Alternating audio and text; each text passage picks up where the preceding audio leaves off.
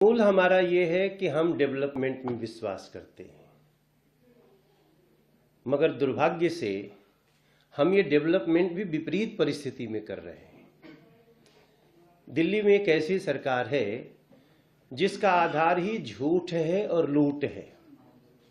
उसके बाद भी पीछे भी आपने देखा, चाहे वो द्वारका एक्सप्रेस हो, NH-24 हो, प्रगति मैदान का टनल हो, मेट्रो की जाल हो, तो हमारा ये उद्देश्य है कि हम लोग उनके नकारात्मक सोच को छोड़ करके हम थोड़ा आगे बढ़ें और जो हमारा परिचय है हम वो करें। इसी नाते हम लोग कल माननीय मंत्री खट्टर साहब से मिले और जो सारी बातें हम लोग बता रहे हैं, और हम लोग जनता क्या बोल रही है ये भी सुनना चाहते हैं। हम लोग अपनी अपनी जगहों पे बैठते हैं, जो बोलते हैं, वरना तो लोग हमें सुबह से शाम तक यही कहते हैं, आदिसी ने ये कहा, केजरीवाल ने ये कहा, फलाना ने ये कहा। हमको समझ में नहीं आ रहा है कि झुग्गी वाले क्या बोल रहे हैं, अनऑथराइज कॉलोनी वाले क्या बोल रहे हैं, ये दिल्ली के सांसों पे जिनके आपातकाल लगाए वो क्या बोल रहे हैं।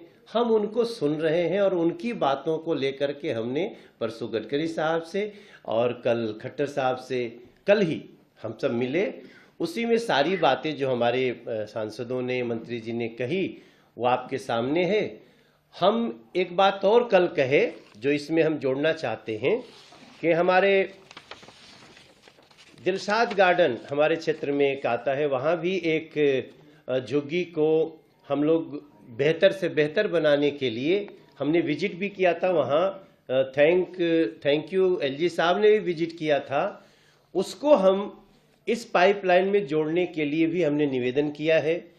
AO ब्लॉक शालीमार बाग को भी, AU ब्लॉक पीतमपुरा को भी, जवाहरलाल नेहरू जैसे JJ क्लस्टर, गोविंदपुरी के नवजीवन कैंप के अलावे 7 और ऐसे ही प्रोजेक्ट हैं, वो भी इनमें शामिल हो जाए। कल हमने ये भी बात खट्टर साहब से करी।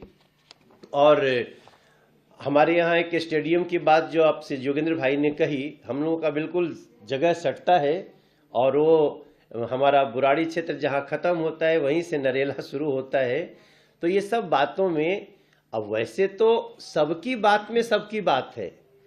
हमारे यहाँ से मेट्रो फेज़ 4 जब मौजपुर से निकल करके अब हम उसको मजलिस पार्क तक जोड़ रहे हैं, तो जैसे ही जोड़ेंगे हमारा, अगर उसके आगे जेवर भी जुड़ रहा है, सहारनपुर भी जुड़ रहा है, ऐसा जुड़ने का प्लान हम कहते हैं, तो निश्चित रूप से हम दिल्ली के कंजेशन को दूर करना चाहते हैं।